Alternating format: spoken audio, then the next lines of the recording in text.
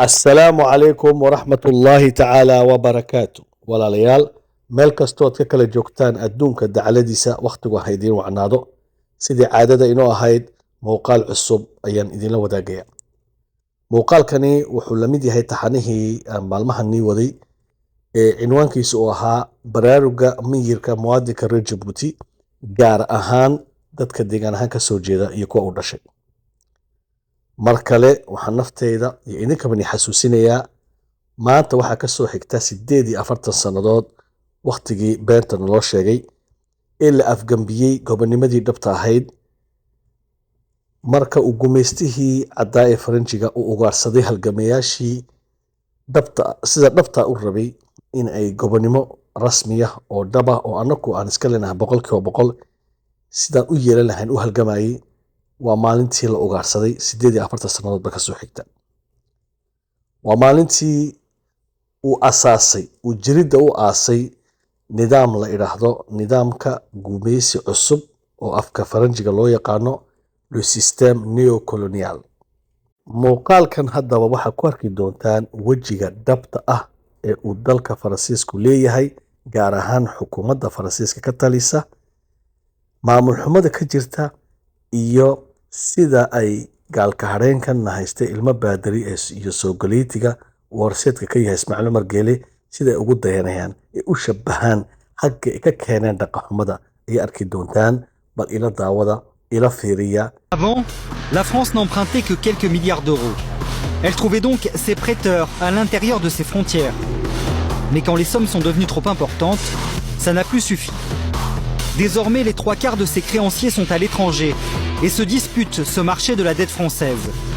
Il y a les banques centrales des pays du nord de l'Europe, mais aussi des fonds d'investissement en Amérique du Nord et au Moyen-Orient. Des banques centrales de riches pays asiatiques comme la Chine et le Japon, ou encore des hedge funds un peu partout dans le monde. On donnait presque chaque année 130 millions d'euros à la Chine. Donc la première puissance économique du monde, on l'aide à se développer. Ça ne manque pas de saveur, alors que chez nous, on manque de tout. Et donc je me suis dit, mais alors comment on l'aide? Qu'est-ce qu'on a réussi à inventer pour aller donner concrètement de l'argent à la Chine? Je vous lis quelques projets. Le premier, restauration écologique du district de Pignan, province du Fujian, désolé pour la prononciation s'il y a des sinisants chez vous, en Chine. Le but, améliorer l'environnement écologique et le cadre de vie des habitants du district de Pignan en ramenant la nature et la biodiversité dans la ville. Modique somme de 40 millions d'euros. On est engagé sur ce projet jusqu'en 2042. Ça a été signé en 2022, donc sous Emmanuel Macron, source toutes les sources. Deuxième projet, protection de la source du... Laissez-nous digérer, pas trop vite, non. On digère. Donc 40 millions d'euros jusqu'à 2042 pour la Chine sur ce projet. Absolument. Deuxième, protection de la source du fleuve Kianjiang et du développement urbain durable de Kaiyuan. Le projet créera une synergie entre le parc national de Kianjiang et la ville de Kaiyuan, fondée sur l'excellence environnementale, la restauration des services écosystémiques. Je pense qu'il y a des mots bingo. Si on met les mots, on peut avoir quelques millions supplémentaires pour mettre environnement, genre, inclusion, et vous avez quelques millions. Je pense qu'il y a vraiment des spécialistes du dossier de subvention. Ils y arrivent, ils obtiennent des millions. Alors là, 65 millions d'euros. 2022-2042. Le fleuve Kianjiang. Avec l'argent des Français, votre argent. 2022, c'est frais en plus, hein. Ah oui, c'est dans longtemps ça. Troisième exemple. Institutionnaliser en Jordanie et mettre à l'échelle, tenez-vous bien, la budgétisation sensible au genre. Budgétisation sensible au genre, on ne sait pas trop ce que ça veut dire, mais c'est 151 millions d'euros. 2022-2025, 151 millions d'euros en 3 ans. Ça en fait des sommes. Quatrième exemple. Programme de renforcement de l'égalité de genre dans l'accès aux opportunités économiques en Albanie. 51 millions d'euros, 2021-2033. Ça encore. On voit tout notre argent qui part sous nos yeux. Cinquième exemple, alors vraiment là c'est pour la route. Le cirque comme vecteur d'avenir pour la jeunesse d'Afrique du Sud. Le cirque? Le cirque. 30 000 euros. Donc on a des agriculteurs qui n'arrivent pas à survivre chez nous. On ferme des classes toute la journée dans les zones rurales. Mais c'était important de financer la vallée du Mzab. Voilà, bon, moi je sais pas du tout comment vous le prenez, mais en tant que contribuable française, je trouve ça scandaleux. Vraiment absolument scandaleux.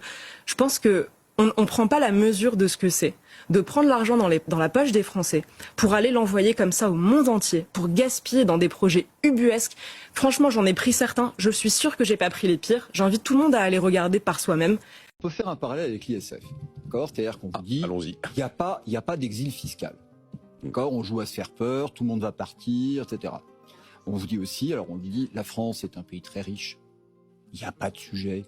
On a la dette la plus demandée au monde. La preuve, on en a émis pour 3 700 milliards, c'est formidable. Donc écoutez, on va éviter les effets de manche, parce que demain sera comme hier. Ça, c'est les deux mythes constitutifs de la situation dans laquelle nous sommes. Et je le répète, pourquoi la France épargne tellement? Mais c'est parce que les gens ont peur. Moi, je le sens tous les jours. Je n'ai pas besoin de le lire dans les journaux. Il n'y a jamais eu autant. Alors, l'incertitude, c'est le mot, on va dire, c'est le mot chic. Mais les gens se posent de vraies questions sur leur avenir. Et là, à force de dire en boucle que, en clair, la France est le pays qui épargne le plus, les gens, ils ont compris. Ils n'ont pas besoin de sortir de Polytechnique. Ils se disent, on va nous faire les poches. Les gens se disent, il n'y aura pas de retraite pour moi.